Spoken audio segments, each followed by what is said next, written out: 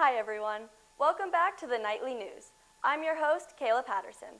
Let's get into what's been happening on campus. More energy-efficient appliances and more expensive student parking passes are just two of the hundreds of recommendations to help Furman reach net neutrality by 2035. Recommendations made through hours and hours of meticulous research. This research has not been done for the university since 2008. Chloe spent the summer researching and preparing a 60-page climate action plan for the university. The plan's goal to reach neutrality, and in just 2 weeks, she will present her research to the Board of Trustees. I'm really thankful for Furman's commitment to kind of engage learning experiences, because I don't believe many college students get to be a main author on their school's climate action plans. So I'm really thankful for this, and while it's been a very long journey and a lot of editing, I'm excited to see it go through, as I'm really proud of this, and I feel like it's like a leaving piece I can leave with the university to follow, because I poured a lot of my heart and my time into this project, so very exciting. It's cool to see students making such a huge impact on the future of our campus. May is a beautiful time to be outdoors, and with this new May X coming to our campus, you will have an opportunity to get out and enjoy the fresh air. It is an outdoor-based class where students will learn the hidden history of race and racism on Furman's campus. You will also learn how to give tours while developing great communication skills. Specifically, we're focusing on Seeking Abraham, so we're looking at the legacies of slavery on campus, but in a larger sense, you're going to get skills like public speaking, interpretive strategy, meaning how do you tell a difficult history, talk about topics that are maybe uncomfortable or engage people clear about what they're talking about. And so we'll share a lot of those communication strategies. For more information about this May experience, contact Dr. Brandon Inabinit or Allison Farzard Phillips at the emails on your screen. Recently, the Hill Institute held their annual Paladin Pitch competition. I went to see what great ideas Furman entrepreneurs came up with. Have you ever had an idea that you thought could make a difference, but you didn't know how to implement it, so you just gave up? You just let it go. I want you to think about all the great ideas out there, all the great ideas that could have been if the owner of those ideas had just followed through. 4 finalists gave their pitches on innovative ideas ranging from real estate investing to a web development company to sustainable instruments to an on-campus thrift shop. The campus programs manager, Matt Reeves, says this is the place where students become entrepreneurs. Oh, I mean, it's all for the students. Just giving them a platform to be creative and to be inventive and to share all the hard work that they do. I mean, there's so many students out there with ventures and ideas and things they want to launch, and this is really that first launching point for getting their word out there and getting their hard work in the hands of people with money. The winner of the 2022 Paladin Pitch competition is Alexa! Freshman Alexa Valdivinos, creator of Montagna, brought home the $10,000 check to help launch her company. My next step is to hopefully reach out to potential partnerships like the Carolina Honeybee Company and the Veterans Healing Farm, hopefully get the bamboo shoots starting to grow and produce, and then hopefully start production by June.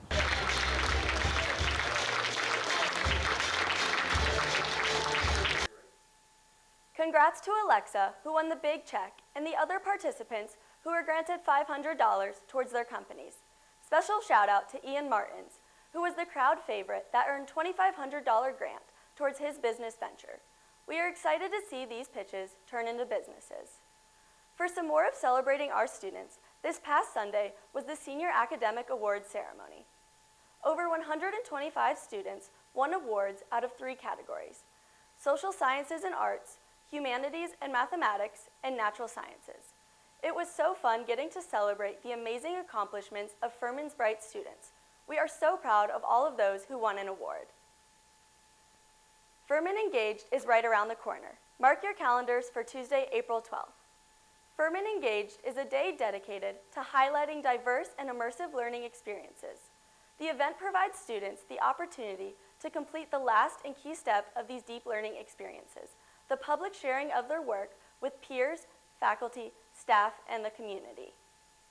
Us here in the Comm Studies department are hosting a few sessions you will definitely want to check out.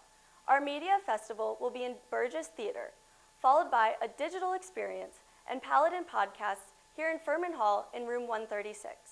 And of course, we have several students participating in research presentations and the poster session as well. Make sure to stop by and check out your classmates' hard work.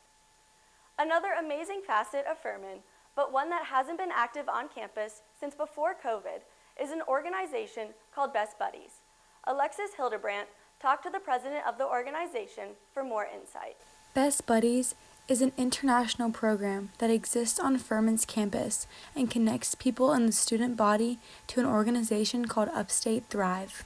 Upstate Thrive is a program where people with IDD or intellectual developmental disabilities are able to meet up with and spend time with other people with IDD. It was started a couple years before even I got to Furman, and it was meant to broaden the Furman University student bodies out of this bubble that we live on campus, and really connect us with the community around us, and maybe a group of people that you don't see that often on campus that are maybe not represented as highly as they maybe should be. So people can get involved by reaching out to me, or they can even look at LinkedIn. They can sign up through that. They can reach out to Heller Service Corps. To learn more or get involved, reach out to Dylan. The year is almost coming to an end, and if you are struggling to get your CLPs done before graduation, here are a few that you can attend this next week. If you haven't had the chance to see the Furman production, On the Verge, there is still time. It will continue Thursday through Sunday at 7:30 p.m. in the amphitheater. Then, on Wednesday, April 13th, Martin Rooney will come to share his Training for Warriors workout system that is now being used in over 250 facilities worldwide. That will be in Pierce Horton Football Complex. Also, on Wednesday, April 13th, discover the ethical dynamics of tainted legacies in Patrick Lecture Hall. A senior comm major has spent the past 2 semesters working with immigrants and refugees. Here's Neci Harris with the story. Emma Berger is a senior communications major that is currently interning with Greenville Literacy Association, a nonprofit organization serving immigrant and refugee adults trying to get their GED or receive a general education. And so my main role is teaching in the classroom, but additionally I'll help with things around the office. I've been asked about some grant writing tasks, but most of my focus is with the adult students that are learning English, and a lot of those people are either immigrants or they've been refugees, and so they're kind of just finding their place in our community. Emma spends the mornings teaching an entry-level English class, focusing on the basics. And we do things like simple present tense, simple past tense, vocabulary, grammar, speaking and listening activities. The students in her class are immigrants and refugees from all over the world, including Ukraine. I believe it was February 26th, we had 3 refugees from Ukraine begin at our program. I believe they got to the U.S. on February 20th. Emma says that the 3 students had already been going through the immigration process for years. However, the escalation of the situation in Ukraine rushed that process, and they were given refugee status, then relocated to Greenville. Other nonprofits have, welcomed them, and they actually got them set up with us at GLA so that they could begin taking English courses. Though the students are in Emma's entry-level class and they aren't really able to talk about it directly, she's been able to see the impact on her Ukrainian students. But from what we've spoken about, they had to move here, and although they wanted to move to America, they didn't expect to have to do it under the conditions of which they did. I know that they still had some family in Kiev, which has been hard, seeing just the updates on the news and maybe sometimes the lack of information of knowing their safety, and I know that's definitely taken a toll. And Emma said that the 3 refugees had brought many Ukrainian flags to put in every classroom and keep blue and yellow flowers in the back of their car to pay homage to their once home. I think they're very patriotic for their country, and I think it definitely, I can't imagine how much of an emotional toll it took for them to have to leave a lot behind. Neci Harris, The Nightly News. GLA is always looking for ESL tutors and those looking to teach English, math, and science. To learn more, go to greenvilleliteracy.org or email Emma at emma.berger@furman.edu. The next DIN is an award-winning musician and now an accomplished entrepreneur. Hannah Cook met with Will Harris, founder of Harris Percussions.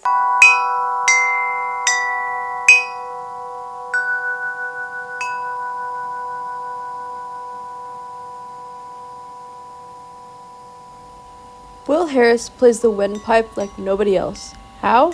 Because he literally reinvented it. We were playing this piece last fall here at a percussion ensemble piece, and they needed some tuned metal pipes. Most instruments, they're kind of suspended, so that not a lot of that instrument is touching something else, so that the instrument can ring as long as possible. So I thought to myself, why can't pipes be the same way? Well, they could. Will went to Lowe's and bought some pipes to make his very own. This is the sound before. And this is the sound using Will's handcrafted Harris percussion pipes.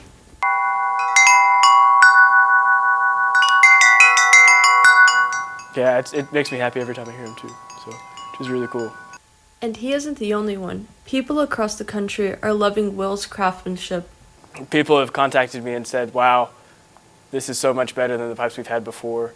They really enjoy the craftsmanship that I've put into it, all the thought I've put into it. It takes a long time to make these look good and sound good, so it feels nice to have my work appreciated. If you want to go to harrispercussion.com, you can order some custom tuned pipes, any notes you want. You can just start playing melodies on these pipes with all these different instruments, just like a piano, you know.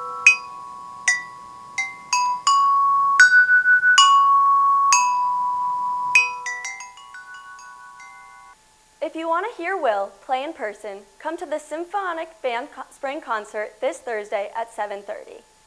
Lights, camera, action. This seemed to be the memo for the 94th Academy Awards ceremony, where actor Will Smith slapped comedian Chris Rock on stage over a joke aimed at Smith's wife, Jada Pinkett Smith. With the world abuzz over this moment, we decided to send our Dalton Arnette out to get the scoop.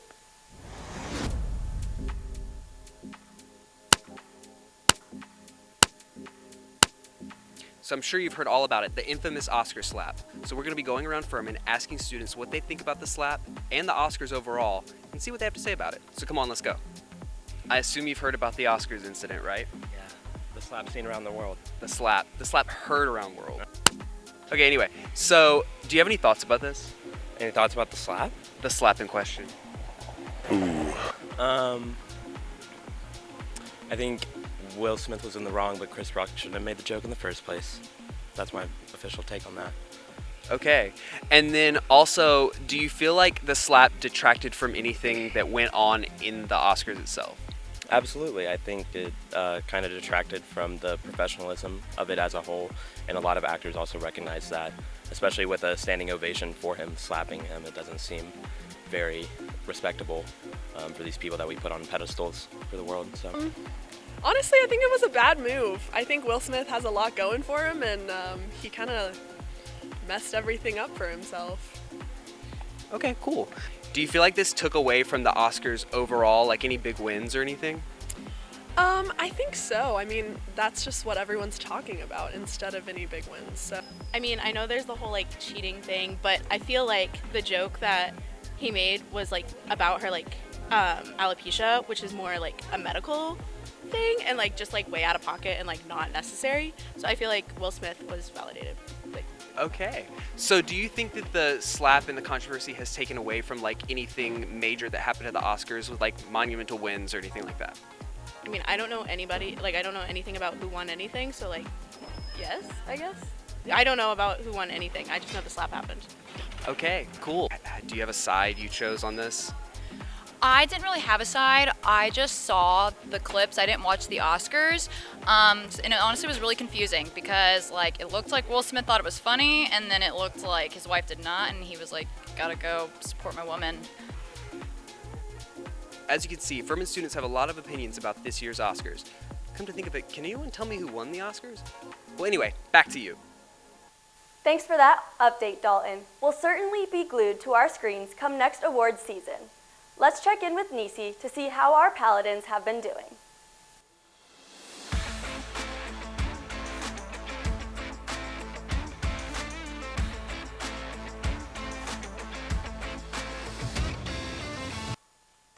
Thanks, Kayla. Let's go ahead and dive into sports. Anna Morgan represented the Paladins at one of the highest levels over the weekend at Augusta National Women's Amateur. Here's what she had to say about her walk down Magnolia Lane. For me to receive an invitation to be one of the top 72 girls in the world that played was such a huge honor for me, but then to play as well as I did and make the top cut and the top 30 girls at the final round at Augusta was honestly just such a huge deal for me, and really just showed that all the hard work that I've put into it really paid off. I truly had probably one of the best days, but also best weeks of my life, and hopefully we'll get to go back next year.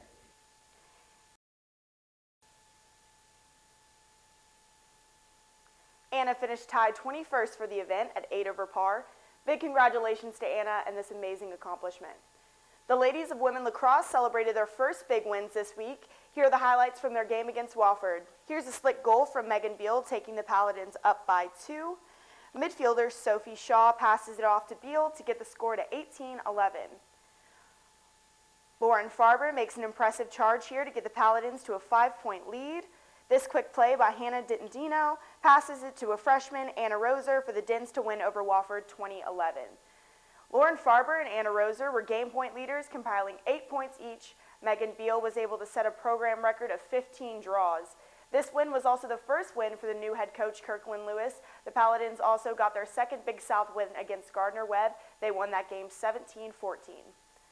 Softball won their doubleheader against College of Charleston on Wednesday, 4-0 the first game and 5-4 the second. Women's tennis won the weekend, beating Chattanooga on Saturday, 6-1, then again against Mercer on Sunday, beating them 7-0. The men's team also took the win over Mercer on Sunday, winning 7-0 as well. Congratulations on the weekend, full of Pala wins. 2 players on the men's basketball team have been nominated and are receiving awards. The senior point guard, Mike Bothwell, was named a finalist for the Lou Henson Major of the Year Award, and fifth-year senior Alex Hunter received the C. Dan Joyner Outstanding Male Leader Award. Congratulations to both Mike and Alex. Kyra Koch met with 2 very talented athletes this week who showcased that they can bring their talents off the field and into the music room. Being a D1 athlete is a full-time job. For Seth Johnson and Ty Youngblood, they still found the time to pursue their passion of music. G. It's been a little hard. Football here takes up so much more time than we did in high school. And so I can't do all the things that I want to do here, like join the school play or musical, or even join like some of the organized choir groups. Spending time on the practice field is crucial for the team, but these 2 roommates find comfort in their dorm room jam sessions. So like most of our hours in a day are spent, either at the football facility or doing schoolwork. But, I always look forward to coming back to the room because I know Seth's there, and I know that we can somehow find our way to either playing guitar or writing a song or just, music is our outlet, and it's a way that we're able to just kind of unplug after the day. The duo relieve their stress by playing covers and writing their own music and posting it to social media. Living in this big blue world with my head up in outer space, I know I'll be A-O-A-OK, A-O-A-OK. Seth's commitment and scholarship with Paladin football leaves him no time to pursue his artistic passions with the arts on campus. It is unfortunate that I can't, but I knew what I signed up for when I decided to play football here. No ray of sunlight's ever long.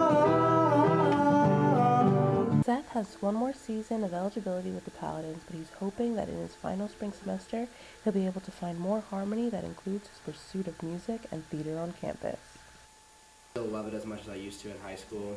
I'm not upset that I can't, but I wish that I could. Their heads might be on the field, but their hearts are on the stage. I'm Kyra Cox with the Nightly News. Now back to you, Neci. This week, we are finally getting into real SoCon play. On Saturday, April 9th, women's tennis is up against Sanford at 1, and women's lacrosse against Mercer also at 1. On Tuesday, April 12th, men's tennis will hit the courts with ETSU at 3 p.m. That's all we have for sports for you today. Back to you, Kayla. Thanks, Neci. Furman University's Student Activities Board is known to put on a wide variety of events for students every semester. One of their events that always garners a lot of attention is their spring concert. FUSAB has brought many different artists and performers to campus ranging from indie bands like the Mowglis to rappers like Amine and Young Gravy.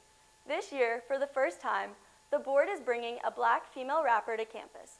Lindsay Cribbs, FUSAB's concert chair, tells us about the process for picking an artist each year and what led them to choosing this year's artist, Tinashe.